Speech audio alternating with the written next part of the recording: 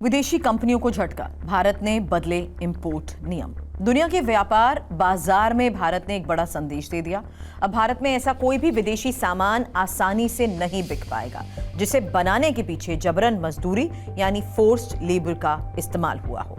सरकार ने अपनी विदेश व्यापार नीति में बड़े बदलाव करते हुए ये साफ कर दिया कि अगर किसी सामान के निर्माण में इंसानों से उनकी इच्छा के खिलाफ काम कराया गया है, उन्हें धमकाया गया है या बंधुआ मजदूरी जैसी स्थिति में रखा गया है, तो ऐसे सामानों के आयात पर रोक लगाई जा सकती है। लेकिन सवाल यह है कि भारत ने अचानक ऐसा फैसला क्यों लिया? क्या यह सिर्फ एक व्यापारिक नियम है या फिर इसके पीछे अमेरिका का दबाव है? क्या इस कदम से चीन की सप्लाई चेन पर असर पड़ेगा? और सबसे बड़ा सवाल यह कि क्या अब भारत विदेशी सामानों की जांच के लिए एक नया सिस्टम तैयार कर रहा है? नमस्कार, आपके साथ मैं हूं सुरभि शर्मा। आप देख रहे हैं TV9 डिजिटल और आज इस खास खबर में समझेंगे भारत के नए नियम क्या है, अमेरिका क्यों कर रहा है 60 देशों की जांच, चीन का नाम बार बार क्यों सामने आ रहा है, आम भारतीय उपभोक्ता पर इसका क्या असर पड़ेगा और क्या ये भारत की ग्लोबल ट्रेड स्ट्रैटेजी में बड़ा बदलाव है? सबसे पहले समझिए सरकार ने क्या किया है। भारत सरकार ने अपनी फॉरेन ट्रेड पॉलिसी यानी विदेश व्यापार नीति में संशोधन किया है। अब अगर किसी विदेशी उत्पाद के बारे में यह साबित होता है कि उसे बनाने में फोर्स्ड लेबर का इस्तेमाल हुआ है, तो सरकार उसके आयात पर रोक लगा सकती है। ध्यान देने वाली बात यह है, अभी किसी भी देश या किसी खास सामान पर तुरंत बैन नहीं लगाया गया। यानी ऐसा नहीं है कि कल से कोई विदेशी सामान भारत आना बंद हो जाएगा। सरकार ने फिलहाल एक कानूनी ढांचा तैयार किया है। नियम लागू होने के बाद अगर किसी प्रोडक्ट या सप्लायर पर शक होता है तो जांच होगी, सबूत जुटाए जाएंगे और अगर जांच में यह साबित होता है कि सामान फोर्स्ड लेबर से बनाया गया है तो उसके आयात पर कार्रवाई की जा सकती है। अब सवाल यह है, फोर्स्ड लेबर होती क्या है? सरकार ने इसकी परिभाषा अंतर्राष्ट्रीय श्रम संगठन यानी ILO कन्वेंशन 29 के आधार पर तय की है। सरल भाषा में समझें, जब किसी व्यक्ति से उसकी इच्छा के खिलाफ काम कराया जाए और काम छोड़ने पर उसे धमकी, सजा या नुकसान का डर दिखाया जाए तो इसे फोर्स्ड लेबर कहा जाता है। इसके कई रूप हो सकते हैं, जैसे मजदूरों को बंधक बनाकर काम कराना, पासपोर्ट या दस्तावेज जब्त कर लेना, वेतन रोकना, धमकी देकर काम करवाना।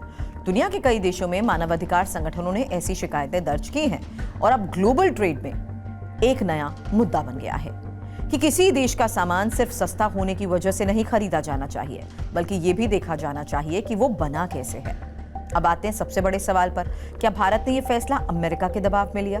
दरअसल अमेरिका का पिछले कुछ समय से सप्लाई चेन में फोर्स्ड लेबर को लेकर काफी सख्त रवैया सामने आया है। अमेरिकी व्यापार प्रतिनिधि यानी USTR ने कई देशों की ट्रेड पॉलिसी और सप्लाई चेन की समीक्षा शुरू की है। अमेरिका का यह कहना है कि जिन देशों से सामान आता है उन्हें यह भी सुनिश्चित करना होगा कि उनके उत्पादों के पीछे मानवाधिकारों का उल्लंघन ना हो। यही वजह है अमेरिका कई देशों पर दबाव बना रहा है कि वो अपने यहाँ ऐसे कानून लागू करे। भारत के लिए यह मुद्दा इसलिए भी महत्वपूर्ण है क्योंकि भारत और अमेरिका के बीच व्यापार संबंध लगातार बढ़ रहे हैं। दोनों देश कई क्षेत्रों में सहयोग बढ़ाना चाहते हैं। ऐसे में अगर भारत पर यह आरोप लगता है कि वो फोर्स्ड लेबर वाले सामानों को रोकने के लिए पर्याप्त कदम नहीं उठा रहा, तो इसका असर व्यापार वार्ता पर पड़ सकता है। अब एक और बड़ा सवाल, क्या इस फैसले के बाद विदेशी सामान बाजार से गायब हो जाएगा? जवाब है नहीं, कम से कम तुरंत नहीं। सरकार ने अभी किसी देश या प्रोडक्ट पर सामान्य प्रतिबंध नहीं लगाया। ये एक जांच आधारित सिस्टम होगा। मतलब अगर किसी कंपनी का कोई सामान शक के दायरे में आता है तो उसकी जांच होगी। सिर्फ आरोप लगने से कोई प्रोडक्ट बैन नहीं होगा, सरकार को सबूत दिखाने होंगे। यानी फैसला एक तरह से प्रिवेंटिव मैकेनिज्म है जिससे भविष्य में भारत अपनी सप्लाई चेन को ज्यादा सुरक्षित बना सके। अब बात उस देश की भी करते हैं जिसका नाम इस पूरे मुद्दे में सबसे ज्यादा चर्चा में है और वो है चीन।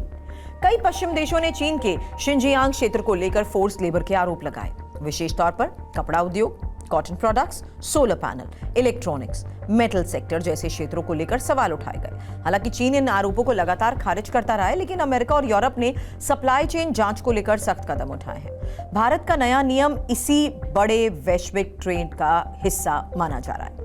ट्रेड एक्सपर्ट्स का भी मानना है कि ये कदम भारत के लिए रणनीतिक रूप से काफी महत्वपूर्ण है। क्यों?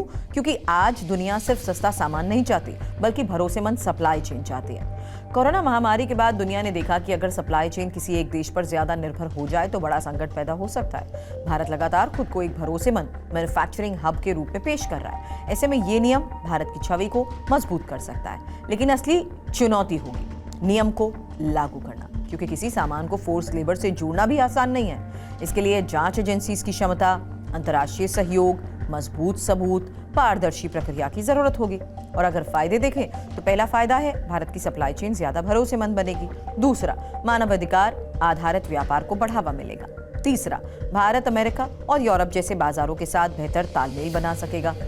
लेकिन चुनौतियां भी हैं, क्योंकि जांच प्रक्रिया लंबी हो सकती है। कंपनीज पर अतिरिक्त अनुपालन यानी कंप्लायंस का बोझ बढ़ सकता है। और यह भी देखना होगा कि नियम का इस्तेमाल सिर्फ व्यापारिक दबाव बनाने के लिए ना हो।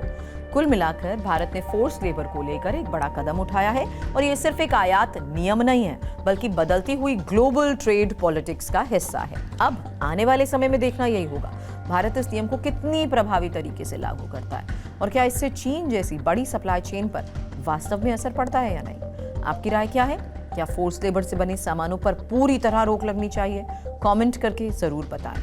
ऐसी ही बड़ी खबरों के विश्लेषण के लिए जुड़े TV9 डिजिटल के साथ।